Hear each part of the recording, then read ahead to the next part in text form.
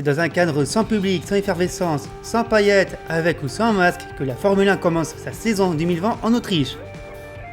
Au moins, une chose n'a pas changé, c'est la domination des Mercedes. Bienvenue dans le débriefing des Formule 1 sur le Grand Prix d'Autriche. Moteur.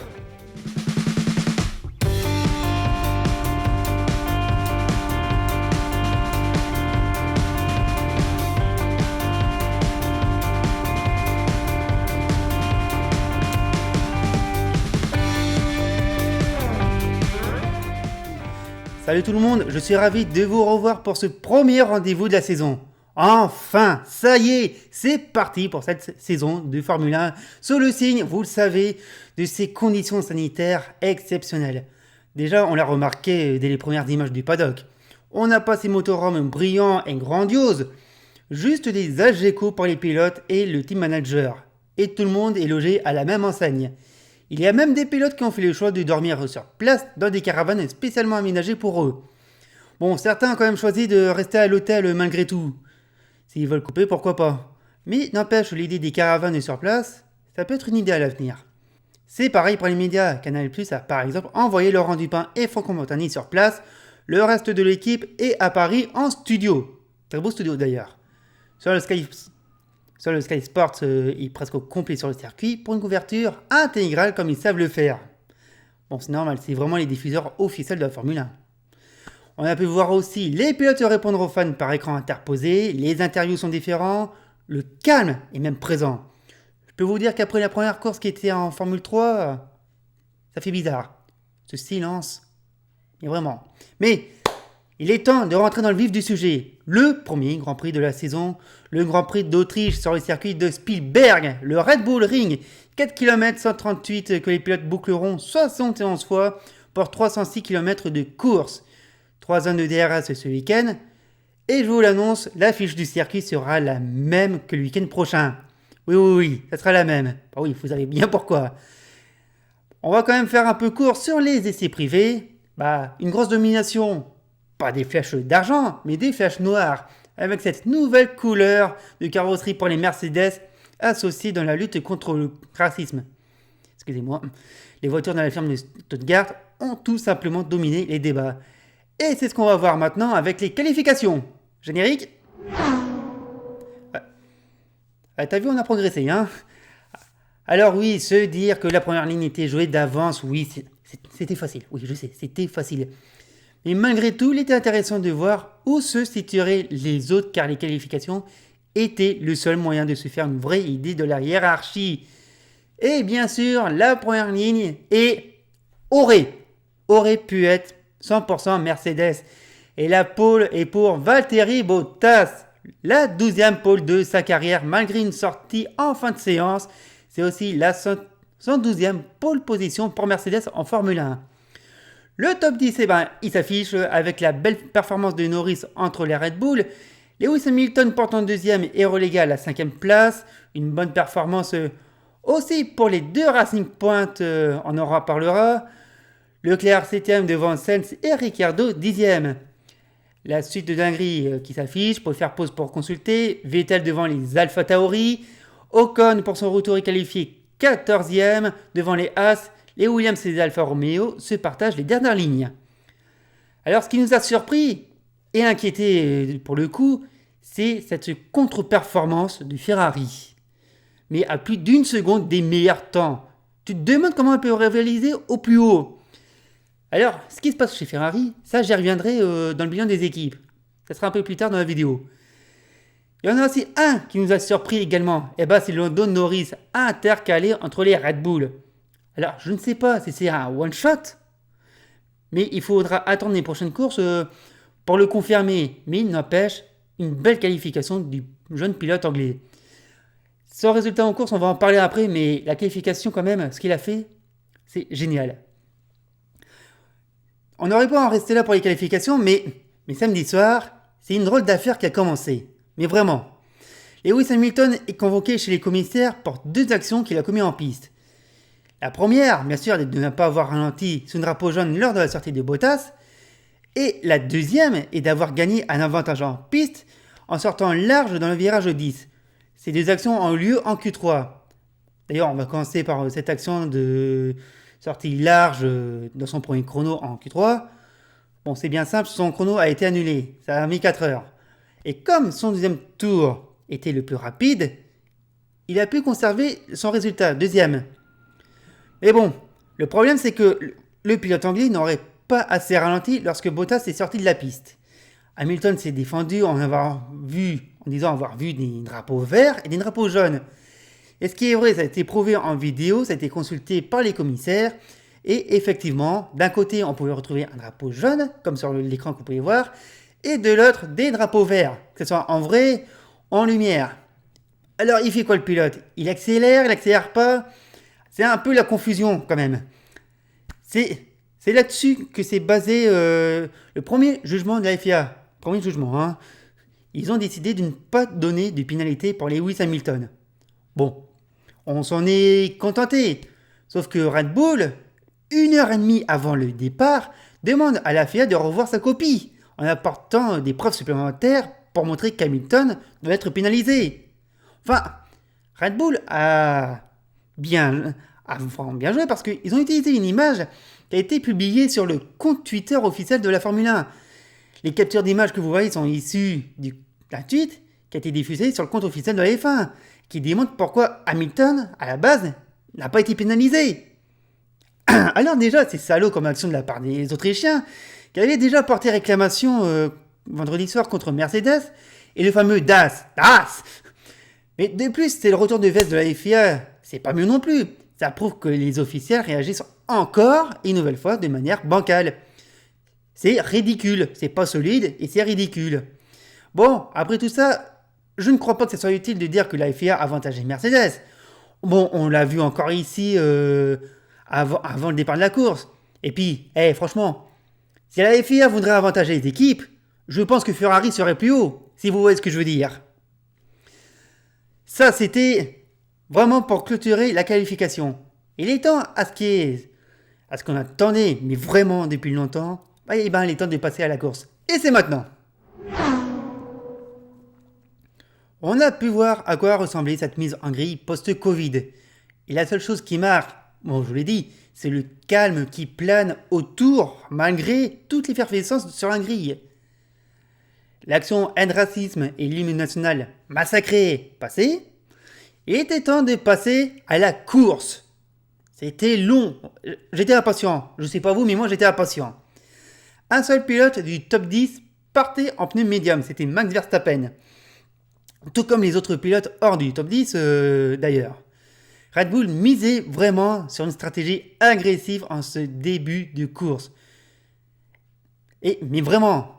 Et même si Verstappen aura de l'avantage par ce gain de position sur la grille, eh bien, son abandon sera le premier rebondissement de la course.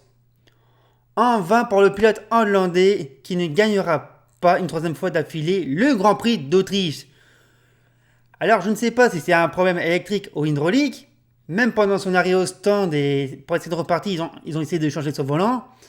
Rien n'a marché pour lui. Premier abandon majeur de ce Grand Prix.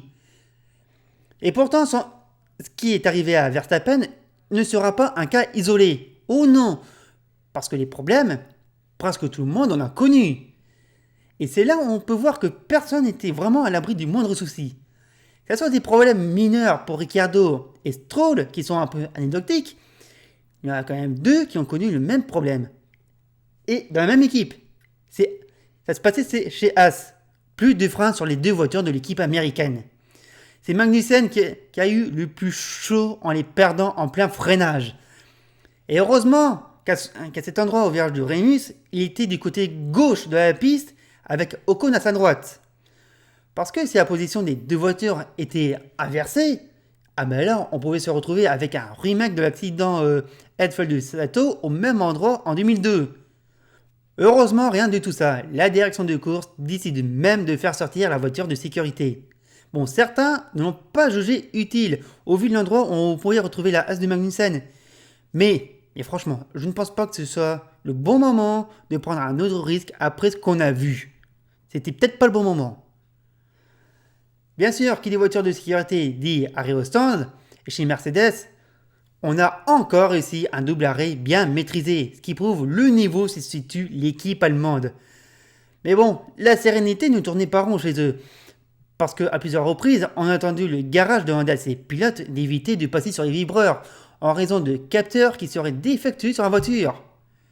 Non, ils peuvent pas, ils font que ça, ils passent allègrement sur les vibreurs. D'ailleurs, d'après Hamilton, Bottas ne faisait que ça. Mais malgré tout, on est inquiet car les capteurs, qui seraient ceux de la boîte de vitesse, et en plus, avec les infos récoltées par l'abandon de Stroll, faisaient craindre le pire pour Mercedes. D'ailleurs, on a cherché des infos chez Racing Point, hein. Ils seront sauvés un court instant par la deuxième neutralisation causée par l'abandon de George Russell qui a perdu son moteur aussi. Et comme il était garé en bord de piste, pas le choix, on neutralise la course. Et c'est là que ça va partir en roue libre. Et non, c'est pas une pub cachée. Certains pilotes vont passer au stand. Albon va monter des softs. Norris, Leclerc, Sainz vont monter des médiums. Et quand la course repart enfin, non, troisième safety car, parce que Raikkonen a tout simplement perdu sa roue. Alors certains ont dit que c'est le pneu qui a déchappé, mais pour moi ça serait plutôt un problème de moyeu ou de fusil qui a cassé sur l'Alfa Romeo du Finlandais. Résultat, nouvelle neutralisation. Et quand enfin ça reprend, Albon est dans les basques d'Hamilton. Bien joué l'arrêt au stand, parce que le Thaïlandais peut redorer le blason de Red Bull. Mais il fallait que Albon et Hamilton se touchent et que Albon repart dans les graviers.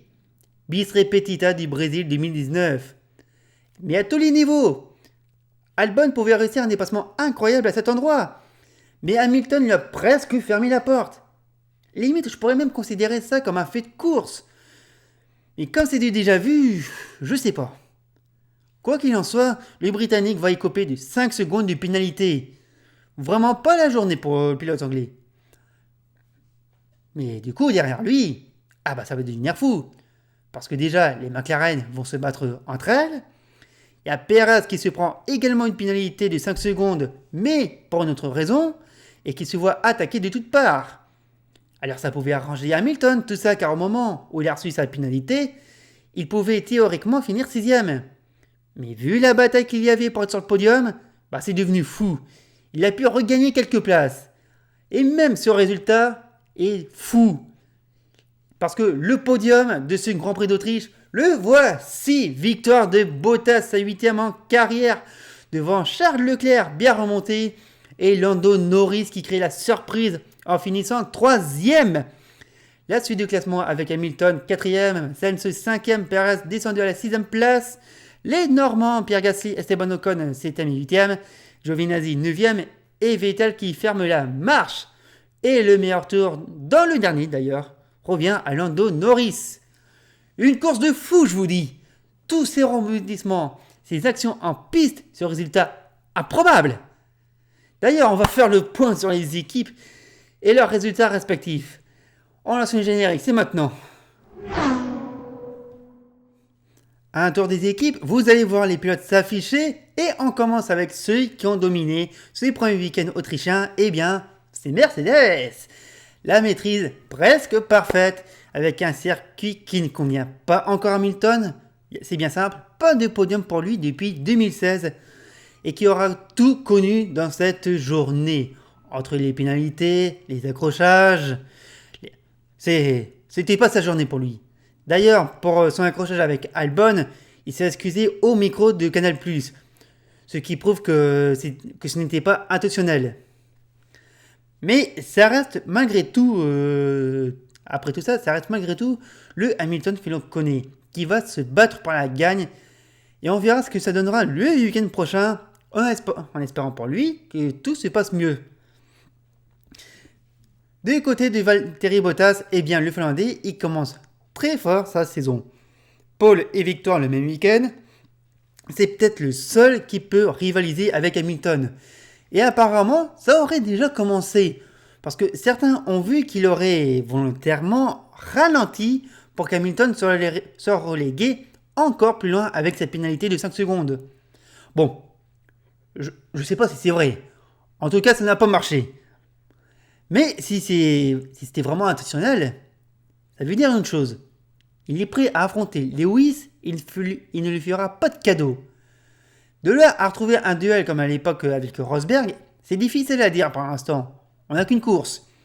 Mais il faudrait pas que son équipe le freine, car on ne sait pas où est-ce qu'on va aller après le Grand Prix d'Italie à Monza. Et oui, on a encore 8 courses pour l'instant, hein. Attention. Il ne doit pas dévoiler son jeu trop tôt, Bottas, parce que sinon il pourrait le payer cher. À suivre. C'est en demi-teinte pour Ferrari. D'abord, la course avec Vettel absent et maladroit. Son attaque sur une attaque sur Sainz fait beaucoup de mal.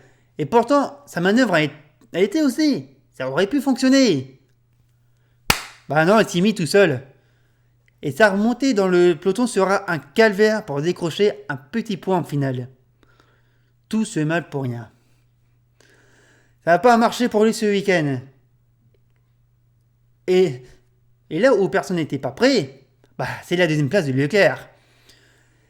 Ce qui a permis à décrocher ce résultat, c'est son deuxième arrêt au stand sous neutralisation qui fut payant. Il a pu remonter sur ses concurrents avec des gommes plus usées. Et c'est ce résultat qui sauve le week-end de l'équipe italienne. En ce qui concerne cette contre-performance de la qualification en général, pour eux, bon, soyons directs, Ferrari est indéfendable. Parce que là, c'est un châssis qui s'en mettrait à la rue, un moteur qui, selon certains radios paddock, serait non seulement nouveau et déficitaire de 100 chevaux par rapport à celui de l'an dernier. Si vous voyez de quoi je parle. On parle quand même d'une seconde de perdu par la Scuderia. Plus d'une seconde pour Alfa Romeo, qui a le même moteur, et de 6 dixièmes pour Haas. Ce qui a permis de ressortir tous ces ragots sur la légalité du moteur 2019 et de l'accord secret entre Ferrari et la FIA. De toute façon, un jour ou un autre, on saura la vérité sur cette histoire. Et si quelqu'un porte un de ces jours réclamation aussi.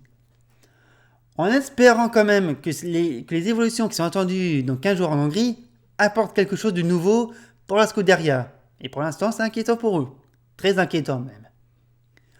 Du côté de chez Red Bull, ça avait bien commencé. Même si leur manœuvre d'avant-course auprès de la FIA, ça passe pas, hein, c'est... Mais bon, c'est un 0 pointé pour l'équipe autrichienne à domicile. Et pourtant, ils avaient de quoi lutter contre Mercedes. Même Albon qui, je mouillais, aurait pu gagner. Si son deuxième arrêt pour passer en soft, et si son dépassement sur Hamilton était bon, et franchement, il aurait pu revenir facilement sur Bottas. Mais ça, on ne le saura jamais. Ça, on ne le saura jamais. Ça aurait pu être aussi son premier podium pour le Thaïlandais.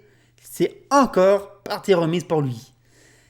Et c'est aussi une course à oublier pour Red Bull. On va du côté des McLaren. Et là, c'est une joie de revoir cette équipe reprendre des couleurs. La bonne qualification de Norris, j'en ai parlé. Je pense pas que ce soit un one-shot finalement. Mais ce résultat prouve que ça va mieux pour l'équipe de Woking qui était encore il y a quelques jours proche de la faillite. C'est pas une blague. Ils étaient vraiment proches de mettre la clé sur la porte. Mais ce podium de Norris qui est allé le chercher dans le tout dernier tour prouve que McLaren commence à revenir et très fort. Et avec la 5e place de Sainz, c'est des gros points de marquer pour la suite du championnat. On va pouvoir compter avec eux, j'en suis sûr. Enfin, si on peut compter avec eux, est-ce qu'on pourra aussi compter avec Renault? Parce que ça pourrait aller mieux pour eux. Ça pourrait. Si Ricciardo n'avait pas connu des soucis de refroidissement, l'Australien aurait pu signer un bon résultat après une qualification moyenne. Et, en parlant de qualification, pour son retour, Ocon est encore loin du compte. Il est encore loin de ce qu'on doit attendre de lui. Mais son arrivée dans les points est bon à prendre. J'espère une chose quand même pour Renault, c'est que l'équipe réagisse comme il faut, course après course, en prenant de bonnes décisions dans le développement de sa voiture, parce que la lutte du milieu de plateau va être serrée. Oh oui, ça va être serré. Vous allez le voir justement. Alpha Tauri aurait pu connaître un meilleur résultat sans l'abandon spectaculaire de Gviat sur la fin de course. le Russe victime d'une crevaison qui a détruit son demi-train avant-arrière dans la montée de la ligne droite des stands.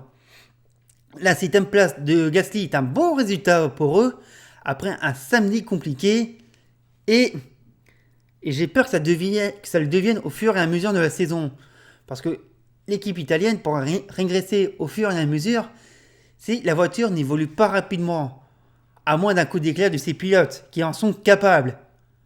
Ça va être à suivre aussi. Les Mercedes Rose, les Racing Point, pardon. Mais oui, elle est facile, mais oui. Elle fonctionne bien quand même, hein, puisqu'elle a permis à Lance Stroll de se qualifier en Q3 et sans forcer.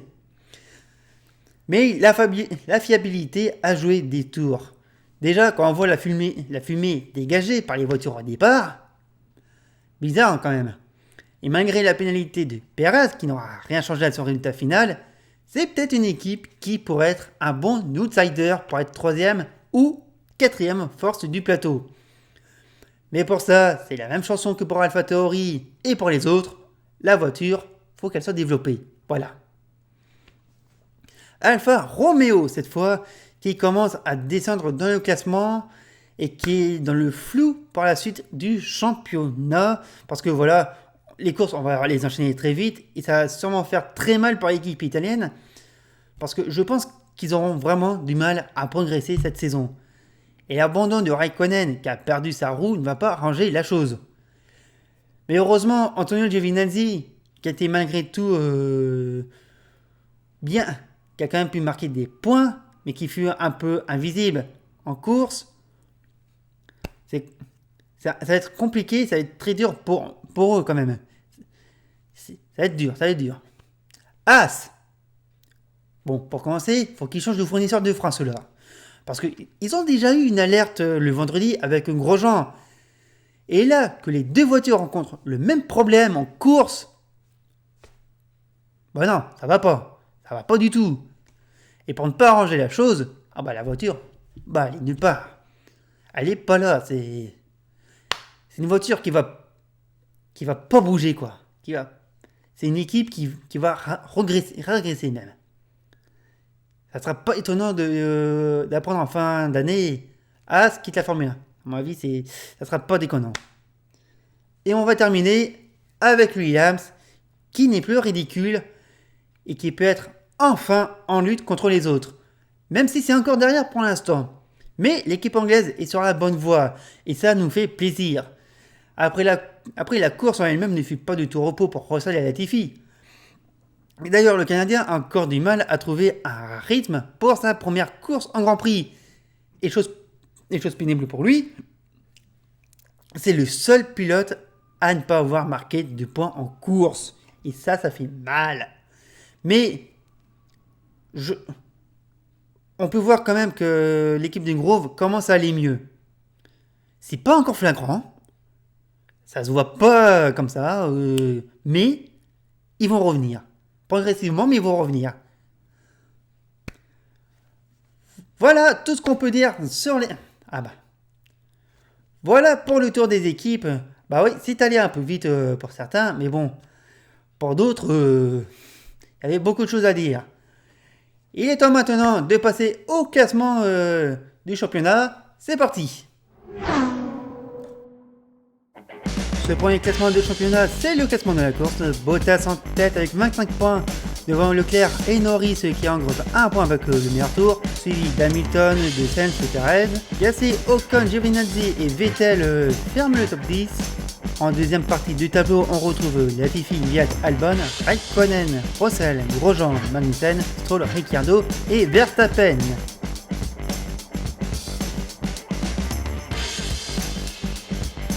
Du côté des constructeurs, c'est la bonne opération pour Mercedes avec 35 points, tout comme McLaren qui en marque 26, Ferrari 3ème avec 19 points, suivi de Racing Point et AlphaTauri, suivi de Renault et Alfa Romeo, Williams, Red Bull et Haas sont à 0. Cette saison est enfin lancée et c'est une bonne nouvelle, surtout après une course de fou qui nous l'a prouvé. Franchement, je sais pas qui peut encore dire qu'on s'ennuie en Formule 1, mais ce week-end, ce Grand Prix d'Autriche, il a été exceptionnel. Vraiment. Peut-être qu'on s'attendait pas vraiment à ça, mais là, c'est quelque chose qui nous a fait plaisir et qui promet sûrement pour la suite du championnat, on espère. Cette vidéo, ce débriefing se termine. On se donne rendez-vous très bientôt pour le Grand Prix d'Autriche numéro 2, le Grand Prix de Styrie. Et oui, on reprend les mêmes et on recommence, même le circuit. En tout cas, merci à vous d'avoir suivi la vidéo. N'hésitez pas à aller... tu vois, je sais même plus quand je dois terminer des vidéos parce que ça faisait tellement longtemps. N'hésitez pas à suivre le débriefing sur Twitter, sur YouTube. La vidéo, vous la partagez, vous la commentez. N'hésitez pas. Ça serait vraiment génial d'avoir vos avis, vos retours sur ce Grand Prix d'Autriche. Merci à vous. C'était le débriefing des Formula. Bravo et à bientôt.